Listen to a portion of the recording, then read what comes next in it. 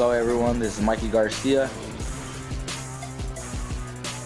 Yo, it's your boy, the odd guy himself, Malik King Scott. Hi, I'm Charlie Edwards. This is Fast Eddie Chambers, and you're listening to the Boxhard podcast with my main man, Joey Coastman. Hello, everybody, and welcome to episode 20 of the Boxhard podcast. I'm your host, Joey Coastman. I'm joined, as always, by Ayaz Sumra. Ayaz, how you doing? I'm good, Joey. How are you? Very good, very good. Okay, we're going to get straight into part one. Of course, the review part. There's not really much to review, not really much to preview in part two either. So we've brought you three guests this week. We're going to jump straight into it, as I said, but there's really not much to talk about as there's not much boxing either side of the weekends. We're going to start with a card that took place on Saturday in France. Christopher Rebras, he was out again. He picked up his 24th career win. It was only a 6-rounder. It was against a guy called Royer. Matthias Royer. I haven't really heard much about him, but it was just a little warm-up fight because, of course, Rebras will be facing Rocky Fielding in April in Liverpool. So it was a little warm-up fight and a nice win. Unanimous decision after 6 rounds. There was a card in Mexico that involved Marco Antonio Periban. He picked up a TKO in round 4 against Jose Miguel Torres. That was quite a good contest. I actually saw the stoppage. It was a nice stoppage for Marco Antonio Periban. Dmitry Chudanov, he was out as well. That's the Chudanov brother that lost to Chris Eubank Jr. He was out. He picked up a second round KO over Marat Kuziv. Marat Kuziv had a record of 22 wins, 10 losses and 1 draw. Dmitry Chudanov now 18-1 with the 2 draws. Kuziv was down about 1 minute 30 of the second round, so just halfway through the second round. Good win there for Chudanov. Of course, his brother will be in action this week. His brother Fedor Chudanov will be in action this week. We're going to be previewing that fight in the preview part of the show. There was also a card that took place in Gloucester in UK, of course. Sniper Sam Smith picked up his second career win. That's a guy to watch. He's being trained by Paddy Fitzpatrick. So it was only a 4-rounder. He won on points in the light heavyweight division, but definitely Sam Smith, someone to keep an eye on for the future. And that's really it for the review side of things. Unfortunately, there is not too much to review. There's a little bit of news, a big bit of news actually, of course. Anthony Joshua on April the 9th will be challenging for the IBF Heavyweight Championship. He'll be facing the champion right now, of course, Charles Martin, someone that we had on just before Christmas. I think he was in the Christmas special alongside Lee Selby and Andrew Selby. He was on one of our shows. So a good guy, Charles Martin. It was very nice talking to him. But he's got a real tough test, and so does Joshua. He has a real tough test. What do you think about this fight, Ayaz? Of course, it's happening in the O2 Arena, the adopted home of Anthony Joshua. But this is a massive, massive step up, of course. We know that Dillian Whyte is arguably his toughest opponent. And now he's getting in there with a guy in Charles Martin, of course, 23-0 with 21 knockouts. So a guy that can really bang. And of course, he's a southpaw. He's about 6'5", 6'6", so around about the same height as Joshua. But do you reckon he can pose any questions for Joshua, any challenges for Joshua? I reckon they give him a threat because obviously Charles Martin's is a southpaw with he has a big bang on him. Yeah. Obviously, that's going to be a big threat. But I reckon Joshua beats him. Yeah, I'm not really one to jump the gun too much on Anthony Joshua. I mean, he's 15-0 right now. He's getting rid of people in devastating fashion. Let's not mince our words there. But this is a tough test. This is someone who's a world champion. Fair enough. He may have not won the title in the way that he would have wanted to win it. He won it because Glazkov basically buckled his knee and picked up a freakish injury during the fight. But nonetheless, the man's a world champion. The man's unbeaten in 23 contests and he's got 21 stoppages. And as I said, he is a southpaw. He's big. He's rangy. He doesn't really fight. I would say he doesn't really fight like a southpaw. Although he's a southpaw, he doesn't really use his southpaw advantages when he faces orthodox fighters. I haven't really seen him in there with another southpaw, but he doesn't really. I don't think he uses his tools to the best of his ability. But again, he's definitely got his head down, and I know personally that he will be, fully focused for this fight. Of course, it's his first defense of his strap, and he doesn't want to lose it. Absolutely not. So it will be a cracking contest, but we won't we won't really get into that too much because it's quite a way away. We will be talking about that nearer the time. Of course, there's another piece of news in the heavyweight division domestically. What news is that, Ayaz? David Price has linked up with Gavin McDonald, Jamie McDonald's Tony Bellew's trainer, Dave Coldwell. Absolutely, someone who we had on the show last week. He didn't mention that to us at all, so it's all been kept under wraps. It was announced yesterday by Sky Sports. This will be an interesting link-up for David Price. I mean, personally, I think he's sort of, he's been with a few different trainers now. He had Franny Smith. He then went on to, I'm not sure if I'm getting this in the right order, but he was with Franny Smith. We saw a little bit of work he did on the pads with Adam Booth. That didn't really pan out. Nothing really happened there. He was with Tommy Brooks. That never really lasted too long. And of course, he was also with, for a little while, for a couple of weeks, Lennox Lewis. So he really has been with a few different guys. Now he's with Dave Caldwell. It'll be an interesting link-up. Dave Caldwell's no slouch of a trainer. He's a really good trainer. That's why we've had him on the show twice, of course. So, David Caldwell's no joke. He's a no-nonsense type of guy. And it'll be interesting what this link-up can bring him, It'll be interesting. He seems to have been looking for the right trainer for a long, long time, and hopefully he's found that in Dave Caldwell. So best of luck to those two. There's also a sad loss to the world of boxing that we have to mention this week as well. Ayaz, if you want to bring us the news of the ex-world champion that's left the earth, of course, just recently, just today. Yes, former world flyweight boxing champion Walter McGowan has died at the age of 73. Yeah, of course, it's always sad to hear that we've lost an ex-world champion, of course, and someone that made his mark on the sport. It's always sad to talk about some of the losses of the boxing world, but we've lost another legend of the sport today. So very, very sad news. Is there anything else that you've got for us, Ayaz, on the news panel? Yes, the big welterweight fight between Keith Thurman and Sean Porter will be shown live and exclusive on Sky Sports. Excellent. I can't wait for that one. That really is a good contest. I can't wait for that one. I can't wait to do the review and preview in depth on that. I can't wait to do that review and preview show. That should be something special. Really, really, really 50-50 fight in my opinion. Okay, that's really it for the review side of things. That's really it for the news side. Thank you for bringing us the news, Ayaz. We're now going to bring on our very first guest on this week's show. Okay, our first guest on this week's show is the current WBO Intercontinental Featherweight Champion, ranked number 7 in the WBO World Rankings. It's Ben Jones. Ben, welcome to the show. Thanks for having me. No problem. First question I do want to ask you, actually. They call you Ben Duracell Jones. Where did Duracell come from? It's a long story, actually. My mum called me it because I was a hyperactive kid. So it's sort of come from that, really. And then she's probably told a couple of people within in the boxing, my boxing scene, sort of people come watch me box, and it's stuck, really. Everyone called me that as I throw a lot of punches, and I'm a busy fighter. That's good because, a lot of people get these names that fans make up. It's good to actually get one from your mum, It's a good thing. It is, yeah. It's a bit more close to home. Yeah, it's great. Yeah, that's it. Okay, first and foremost, how is camp going so far? Because, of course, you're out on the 27th of February at York Hall. Just a routine fight, of course.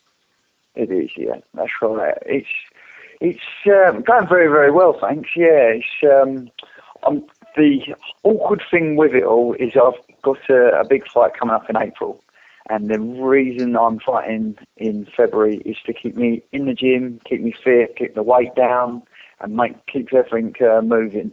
Obviously, as you know, I'm not a spring chicken, so I need to be fighting regularly, and I believe that I perform at my best when I'm fighting regularly. Yeah, absolutely. Something that I noticed about your record. I noticed that you actually have moved down to featherweight where you're at now, whereas before you were at super featherweight. Usually we see fighters move up in weight as they get older. How come you moved down, Ben? I actually was a featherweight before. If you look right down at the beginning of my career, I won the International Masters or something like that, featherweight. And I was always sort of weighing in on the day just over featherweight, sort of 9'3", 9'4", that sort of weight, which obviously if I was on the day before would have easily been there. It's just opportunities really. The opportunity come up to a fight for the English title, which was at Super Feather. That's sort of where it all changed really. I said, yeah, well, I'll go for it, against Cash Batia, that was. I went for it and then sort of got sectioned completely as a Super Feather. So sort of what the opportunities come at really more than anything. But knowingly that I could always go down to Feather if I needed to or wanted to. Yeah, talking of opportunities at Super Feather, you were the WBO European Super Featherweight champion. That's right. Yeah. Could you talk to us about, because obviously you won, it was a vacant title, you won that title, I think you won almost every round of that fight as well, so you won it pretty handily. Yeah. You failed to defend it. I know that you were in, I think, 2 more fights on that year, but you didn't defend it. Could you explain how come you didn't defend it and how come you lost the title? The reason why I lost the title is I was in between promoters at the time. I was, well, first of all, was with Barry Hearn at Matchroom, and then went over with Frank Maloney. And obviously Frank Maloney's troubles and whatever, and he stopped promoting sort of all at that sort of time. So I wasn't getting the fight. So I'd fought for the WBO European, won it on a local promoter show from Brighton, which was Assassin. But they were very, very new at the time, and I don't believe a lot of the small promoters can afford to put on these big titles, you see. And time started running out. The WBO, I believe, give you 3 months to defend the title, that sort of thing. And it got to a time where they ended up stripping me because I didn't have time to fight for it. I fought in Spain just before as well, which was a complete, I shouldn't have ever have done. Lost, but completely won it. There was no reason. Even the Spanish people, the Spanish fans were booing and whatever, because I was completely robbed on the fight, which now he's European champion, EBU European champion. So yeah, just a little bit of bad luck, really. Yeah, I did actually see that fight. It's the only fight you've had abroad. It was a guy that was 10-0 at the time. Right. Yeah. Okay, so now you're back at Feather, where you're of course more comfortable, I guess. Will you be staying at Feather? Right. I'm staying at Feather. Yeah, I'll make it comfortably. So as long as no one gives me a stupid amount of notice, sort of 4 or 5 weeks or something silly like that, then I can always be there. Also, as well, if I'm active all the time, keeps the weight down comfortably anyway, and I have no problem with getting there. So I feel big and strong, and believe that's my weight. The featherweight scene here in the UK is exciting at the moment. Of course, you've got the likes of Josh Warrington, and at the top of the tree, Lee Selby, your old foe. That's right. Yeah. Are you looking at crossing paths with either of those, or are you looking at exploring that WBO route that you're firmly in line for anyway? I'd love to cross paths with both of them, to be honest. I actually noticed on Twitter a few times that people have obviously watched the fights on YouTube. Me and Lee Selby, very, very close fight, and there has been a little bit of talk and a little bit of banter back and forward sort of thing. Not from myself, just from fans, and Lee Selby actually, which was quite nice. But yeah, that would be fantastic. I mean, that would be something that I would love. I'm sure it'd be great for the fans as well. It was that sort of action-packed fight in the first place, so put it over 12 rounds, and I'm sure it would entertain the crowds. So that would be great for me. Again, obviously, Josh Warrington as well. Fantastic. Yeah, I'd love that. There's a lot of guys, not just domestically, but also some other top guys in your division. Of course, the WBO champ at the moment, Lomachenko. There's a lot of talk that he will it's almost a done deal, apparently, Arum has been saying. Him fighting Nicholas Waters, the Jamaican guy. How do you see that one going? Do you know much about Waters? I've watched him a few times. It'd be an interesting fight in my eyes, because he's sort of the opposite to Lomachenko in my eyes. He's a very strong, tough punch. Lomachenko's just seems to have that amazing balance and great skill. Sort of the amateur background obviously has helped him all the way through. I think Lomachenko's he's a bit special unless he gets caught with one of them big shots that Waters has got. But to me, I'm not. This is probably against what most people else are saying, but I think Lomachenko will win that fight. My personal opinion. And also, he's a lot of the time linked with Lomachenko. Rigondeaux, who's coming over here to be fighting Jazza right. Dickens. Who do you think would win if that did actually happen? Lomachenko and not Jazza Dickens, Lomachenko and Rigondeaux. Cool, it's a chess match, isn't it? That would be a real chess match because they're two fantastic amateurs. I personally, just for the size, Lomachenko, because of the size-wise, Rigondeaux isn't a big super bantam, but his skill takes over. I think that Lomachenko's got the skill as well, but also the size. It'd be a great fight to watch. Be a bit special. Yeah, it would be nice to see. All right, the last question I'm going to ask you now. Of course, elsewhere on the same night of your fight in Manchester, the big one between Scott Quigg and Carl Frampton. How do you see this one going, and who are you picking to win this one, Ben? Well, it's going to be a fantastic fight, especially for all the fans. It's a great fight. I'm quite closely with the Frampton camp, so I've done a lot of sparring over the years with Carl. So I'm going to have to go that way. It's to me, watching Cole he does everything. He does the simple things brilliantly. He's that type of boxer. He isn't flashy. He isn't got that way about him. He's just a very, very good at all the basics as well. Plus he can punch. I think it's a Frampton fight to me. I really do. But all the best to both of them, But I think he's coming back to the camp without a doubt. May the best man win. Right, Ben. Best man win. Before we let you go, I just want to give you an opportunity to shout anyone out, to thank any sponsors, anything like that, and give any listeners your Twitter or Instagram name so that they can follow your progress. Yeah, well, I've got Twitter and it's at Ben Jones Boxer, so I'd love you to follow me. That'd be fantastic. And a big shout out to Wildcrest, which is Alfie Best. Just thanks so much for all your help, as well as Britannia Crest. They've both been a huge support behind me. And there's loads of others, obviously, I'm going through to, but them two have been huge support, helping me through my way. Excellent stuff. Okay, Ben, well, I wish you the absolute best of luck for the 27th. Thank you so much. I know it's only Thank you. I know it's only a 6-rounder. I know you've got a big one coming up in April, so we'll speak to you again sometime, around that fight anyway. Brilliant stuff. Thanks for your call. That's absolutely brilliant. Thank you. Cheers. Thank you. Cheers. Speak to you soon. Bye-bye. Bye. Okay, before we move into part 2, we've got one more interview to bring you that still remains part of part 1. So just before we bring part 1 to a close, we're going to bring on our last guest of part 1, our second guest on this week's show. Ladies and gentlemen, please welcome, fighting on the Quigg Frampton undercard, it's Miles Shinkwin. Miles, welcome to the show. Yeah, mate, you okay? Yeah, very good, very good. Firstly, I just want to thank you for giving us a bit of time this close to your fight, in between training today. No, it's not a problem at all.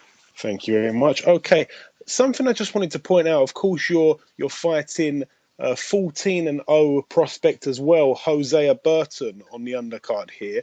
It's for the vacant British title at light heavy. Yep. I was looking at both of you guys' last couple of fights. I noticed that your last 2 fights you weighed over the 175 limit, and his last 5 fights he weighed over the 175 limit. Will you be staying at 175 in the future, or will you be looking to move up? No, I do the weight quite constantly, if I'm honest. This is when you're weighing on a day, or when there's no title on the line, there's no real need to do 175. What was on my last fight? 180, 179. It's I never go really above 13 stone. if I can keep a bit of weight on for a fight, and all well and good for a title fight. Like I said, 175 is quite comfortable for me, so no plans of moving up. Okay, cool. Now you're coming off of 3 straight knockouts. Another thing I looked at on Hosea's record is that he's only actually, of his 14 fights, he's only actually fought 3 guys who had more wins on their record than losses. Do you feel that this is, his toughest test in yourself thus far in his career? Yeah, without a doubt. I think he'll admit that himself. Without a doubt, I'm his hardest fight.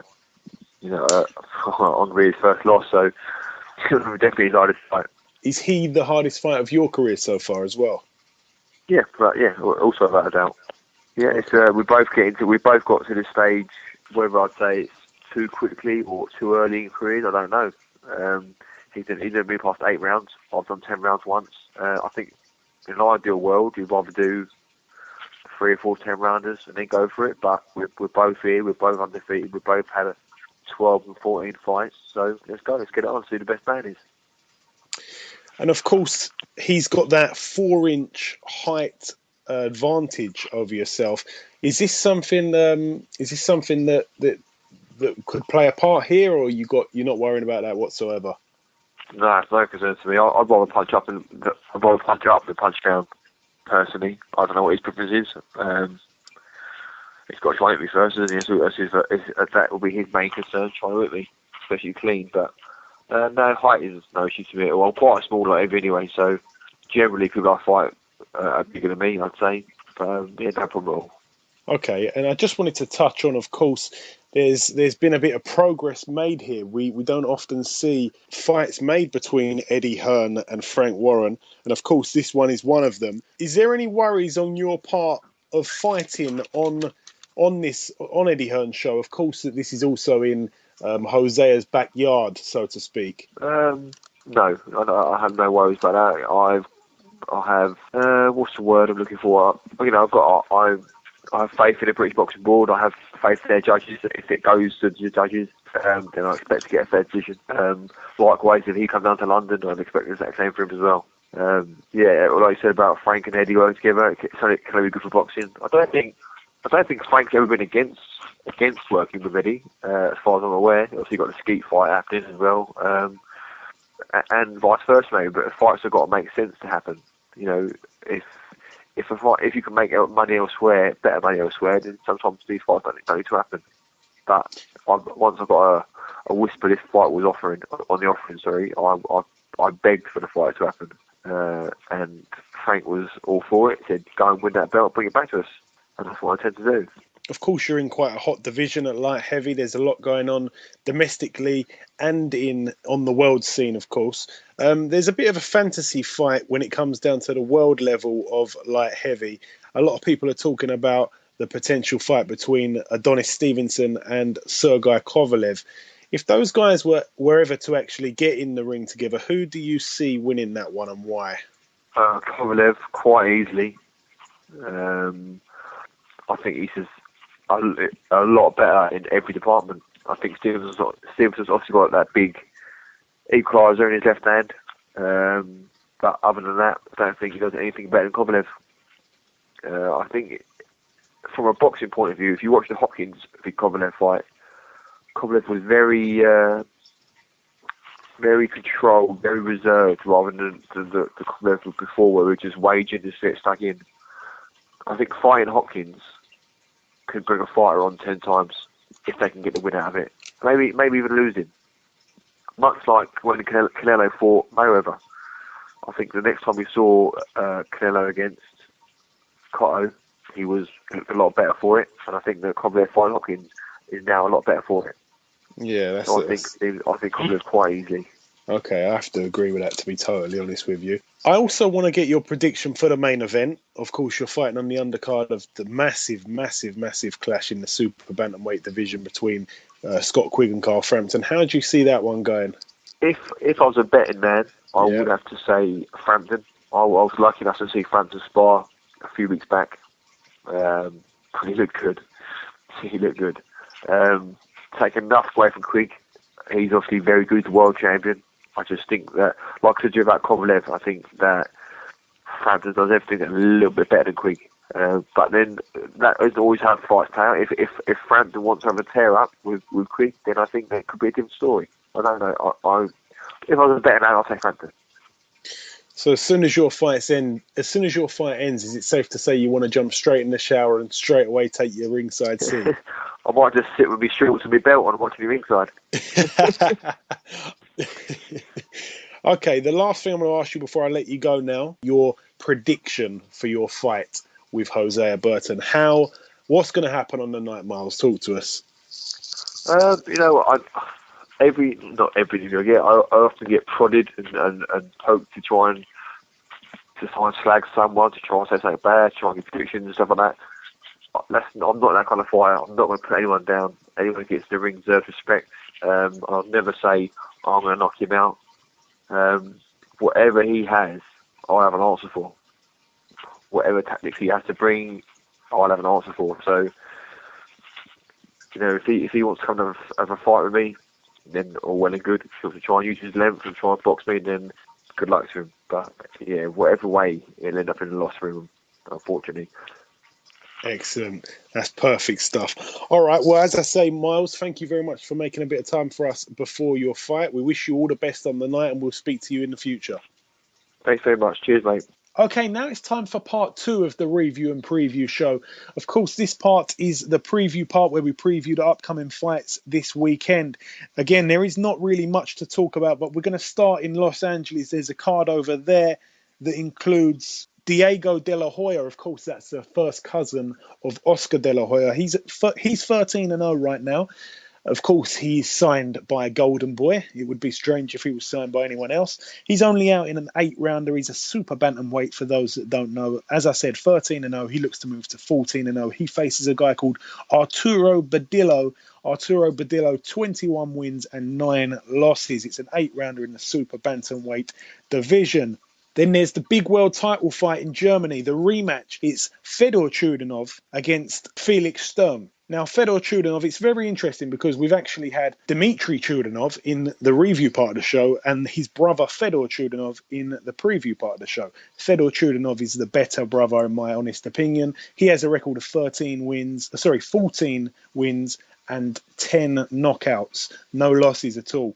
And he faces Felix Sturm in a rematch. Felix Sturm's last fight was against Fedor Chudinov. He lost. This was in May of 2015. Fedor Chudinov got the nod after 12 rounds on a split decision. That was for the vacant WBA World Super Middleweight title, which, of course, Fedor Chudinov now holds. Fedor Chudinov has had a fight since that fight where he beat our very own Frank Buglioni. A piece of news that we forgot in part 1, of course, Frank Buglioni and Frank Warren have failed to reach a further agreement and an extension of the contract, the promotional contract. So Frank Buglioni is now a free agent and he has no promoter currently. This should be, a good contest. I do, in my honest opinion, think that Felix Sturm's best days are behind him now. He hasn't got a win for his last 3 fights. The last time he won was against Darren Barker, our very own Darren Barker, for the IBF World Middleweight title. That was back in December of 2013. Since then, he lost to Sam Solomon. Of course, that was in 2014. And he got a draw with Robert Stieglitz, a split draw in late 2014. Only the one fight last year, which he lost on a split decision to Fedor Chudinov. But again, you can't write off Felix Sturm. He's a very, very, very classy and clever boxer. And of course, even though he's lost 5 fights, he's only been stopped on 1 occasion. He's got the 3 draws and the 39 big wins. So it's going to be a tough fight. It's definitely not one that you can take easy. So Fedor Chudinov, of course, he'll be looking to move to 15-0, and that's really the fight of the weekend. To be totally honest with you, there's a fight on the undercard that I should mention. Francesco Pianetta, he gets out again. He faces Hassan Olaki. Now Pianetta, 31 wins, 2 losses, and 1 draw. Hassan Olaki, 6 wins, 2 losses. It's only a 6-rounder. Of course, this is in the heavyweight division. If you don't know Francesco Pianetta, he was unbeaten. He's actually a cancer survivor. He faced Vladimir Klitschko, and Vladimir Klitschko, beat him and knocked him out. That was for Vladimir's world titles. And his last fight out, Francesco Pianetta, his last fight was against Ruslan Shagayev, which he got stopped in that fight as well. So his only 2 losses, Pianetta, are to top opposition, of course, Vladimir Klitschko and Ruslan Shagayev, 2 world champions, may I add, as well. So this is just basically a fight getting him back on the scene. Of course, he last fought in July of 2015, and it was a first round KO by Ruslan Shagayev. So this is, just a warm-up fight to get back in the world title picture, I guess. Moving over now to USA, Jesse Magdaleno. He's at the moment 22-0. He looks to extend that to 23-0. It's a 10-rounder in the super bantamweight division. He faces Ray Perez. Ray Perez, 20 wins and 7 losses. And to be totally honest with you, that really is all for the preview part of things. So that's all we've got to preview, unfortunately. Again, not really our fault that there aren't many fights to talk about. Both weekends, both sides of this week seem to not really have any interesting fights coming up or any big fights coming up. But, next week, things really will be hotting up. Of course, we'll be previewing Quigg, Frampton and all the other wonderful fights on that bill and elsewhere in the world, actually. There's a lot going on next week. So now it's time to welcome our third and final guest on this week's show. He's also fighting on the 27th of February. This time it's not going to be in the UK, it's in America. We welcome you, promoted by Bob Arum's top-ranked promotional stable in the United States of America, Mr. Mike, yes indeed, Reed. Mike, welcome to the show. Thanks for having me, man. I appreciate it. No problem, no problem. Now this is going to be, of course, your 18th contest. I want to get into that in a moment. I just wanted to touch on your amateur career. I noticed that you've had 103 fights as an amateur, winning 90 of those, which is a fantastic amateur career. Who did you fight when you were an amateur? Is there anyone that we would know about who's making big noise in the pro ranks at all? I fought Jamel Herring, who was an eventual Olympian. I think Jamel is 15-0 now. I fought Robert Easter Jr. I think Robert's probably the same, 15-0. Pretty much those are the guys that I can think of off the top of my head right now. I fought all the top prospects, all the top guys at 141 in the amateurs. Yeah, because we actually had Jamel Herring on last week, and we did touch on that. I noticed. I did bring that up, and he said about that fight. Since you've turned professional, what sort of names have you been sparring with? I've been sparring with all the names, actually. I fought Adrien Broner, Lamont Peterson, Anthony Peterson, Gray Russell. Those names, just like the one, Hank Lundy. I've actually sparred Hank. Those are a couple of names that I can just remember off the top of my head that I've sparred. Wow. So a real crop of names there, some serious talent. Of course, you're now 17-0, 10 knockouts. You're a southpaw. You're promotionally with Top Rank. How's that going for you so far? I love it. I couldn't ask for anything more than what they're doing for me right now. Being 17-0, it's about time that I start getting mentioned with the top guys as a contender. But other than that, Top Rank's doing a beautiful job of moving me. And it's been well documented that you're being trained by your father, as a lot of top fighters, past and present, have been. How much easier or difficult is it being trained by your own father rather than someone else? I can't say whether it's easy or difficult because that's all I've ever known.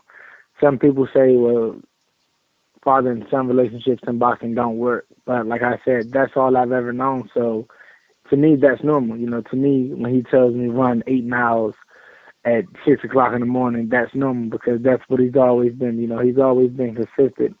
And I believe that his ability to learn and him not being so headstrong, he definitely, he got into the boxing game the same way I got into it.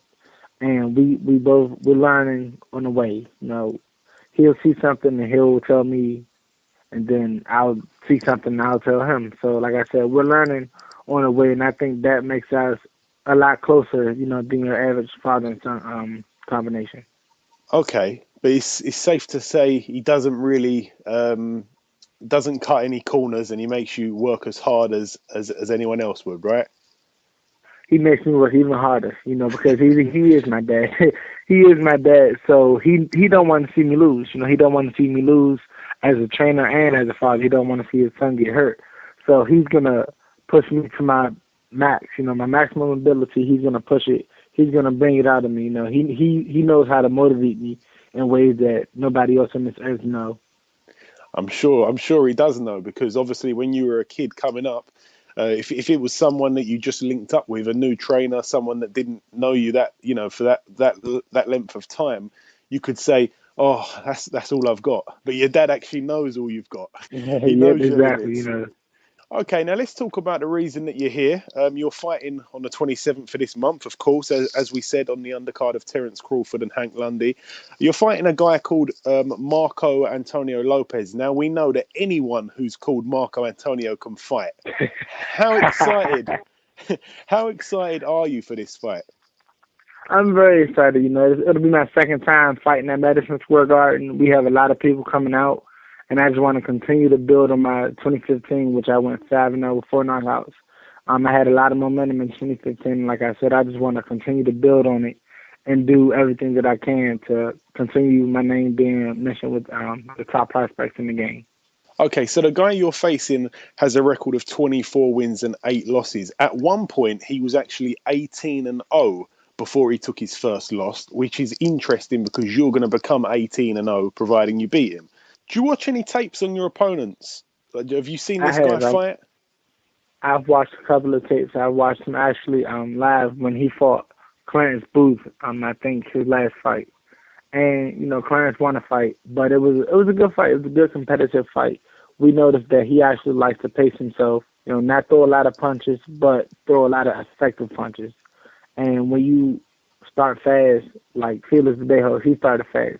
And that's how he was able to get the knockout, because he didn't let Marco Antonio basically pace himself in the fight. He took him out of his comfort zone, and that's exactly what we want to do in this fight.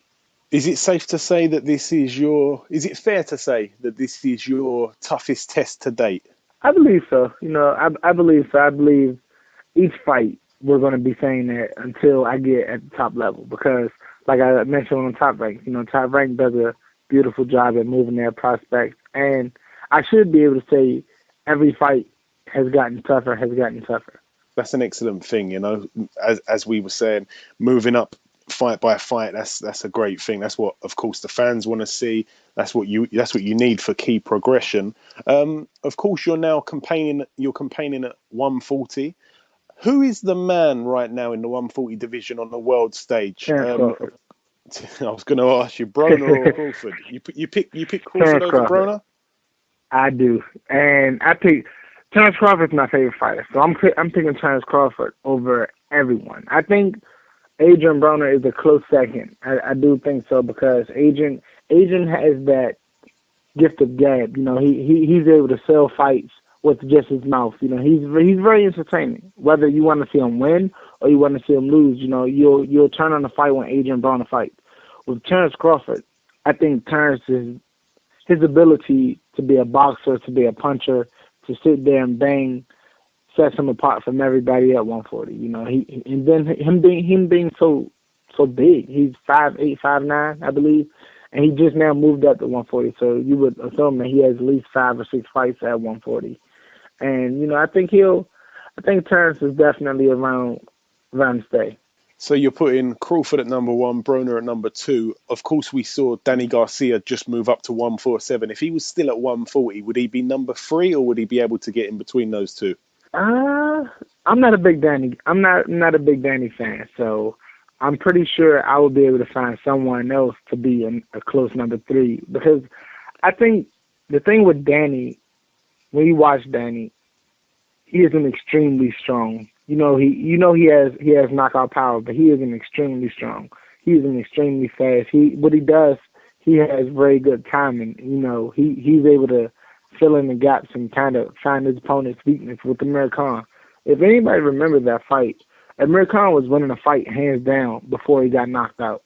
There's no better way in boxing to win a fight other than knock a guy out. And Danny did knock a guy out, and then he beat Matisse handily as well. But I thought Danny Garcia lost to Mauricio Herrera, and then I also thought that Danny Garcia lost to Lamont Peterson. Do you know what? I agree with both of those. I've said that many times on this show. I think that he got beat by Lamont, and I think he got beat by Mauricio Herrera. We actually had Mauricio Herrera on the show, one of our first shows, and he was talking about that. But he sort of took he took it all humbly. He didn't really want to complain too much about it. But yeah, Danny Garcia, I'm not a huge fan either. Without looking past your next fight, is there anyone that you've got your eye on currently? I don't think there's really one guy in particular that I have my eye on. Well, I can say Clarence Booth and Alex Salcedo, they just fought. Those are two guys that top ranked signed at 140, and they just fought each other. Alex won, and I can see myself fighting Alex, somewhere down the line. But right now, I'm just focused on Marco Antonio Lopez. Once I get him out the way, I'll look at bigger names and start to find out who my next opponent is. Okay, I was going to ask you which boxer do you enjoy watching the most, but I think it's probably Crawford. Yeah, honestly, it's probably between Terence Crawford and Adrien Broner. I'm a big Adrien fan as well, and I'm an Adrien fan because I watched the process. I watched him be 17, 18-0, 20-0, and not a lot of people know him, but I watched his work in the gym. He always said, "I'm going to be world champion." I enjoy watching Terence because he puts everything together. He can box you, he can bang with you. And with Adrien can do the same thing. And then Adrien is very entertaining with, his knockouts, with his dance moves. He's very entertaining. Yeah, no, absolutely. I personally like the power punchers. I like the Kovalevs of this world and the Golovkins. Yeah, I think I enjoy Kovalev because there's a lot behind his power as well. You look at, even with Triple G, a lot of people think they're just power punchers, which they're naturally power punchers, but they also know how to set up off the jab, and they're very skilled power punchers as well. I want to ask you, I've got two questions that I want to ask, just that I have to ask because I'm from the UK. Who is your favourite fighter from the UK of all time? This is a question I ask to everybody we speak to from other countries. I'm not sure. I think I like Kell Brook. Okay. Yeah. I think Kell Brook will be around for a long time as well. I think with me being young into boxing, I think Kell Brook, because he's in kind of like my era, I watch a lot of him. Okay, yeah, that's a fair point. He's a good fighter. Of course, we never really we're not seeing that big fight that everybody wants over here between Kell Brook and Amir Khan. He's decided to go and fight Canelo, which is a strange move. But and the last thing I wanted to ask you, is there any sort of message for any of your fans over here? Because there's a lot of guys over here, believe it or not, that are waving the "Yes Indeed Reed" flag. I just want to say, thanks for the support. Even if I don't have direct contact to you all, I want to say thank you.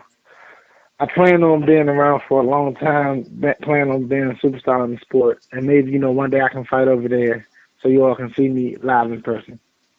Excellent stuff. Okay, Mike, it's been an absolute pleasure having you on the show. I wish you the absolute best of luck for the 27th of this month, and I hope that you go on to some other bigger and better things in the near future as well. Yes, indeed. Thanks for having me. My pleasure. Thank you. Take care. Okay, you too. Okay, now it's time to draw episode 20 to a close. We've actually lived up to a promise. We've actually kept a promise to you loyal listeners. We did say that because there really wasn't much to review or preview for the last 3 shows, we decided that rather than bringing you 1 or 2 guests on every show, we would bring you 3 guests on every show. So for the last 3 weeks, we've given you 3 guests per show. So thank you very much for listening. Thank you very much for the support, and we'll continue to bring you big shows. There will be a massive interview coming out very, very soon. There's an interview that we've got planned with one of boxing's absolute biggest legends of the sport, one of the best fighters to ever put on a pair of gloves, which will be out exclusively coming up in the next couple of weeks. We'll keep you posted on the podcast. So thank you very much to our 3 guests that took part in this show, of course, Mike Reed, Miles Shinkwin and Ben Jones. Thank you very much to Ayaz, who brought you the fantastic juicy news on this week. And thank you very much to Ayaz, of course, for reviewing and previewing the show and for being here on every single show out of 20. Once again, please keep retweeting, please keep favoriting and liking and spreading the word. We'll be back next week with another big show. Take care.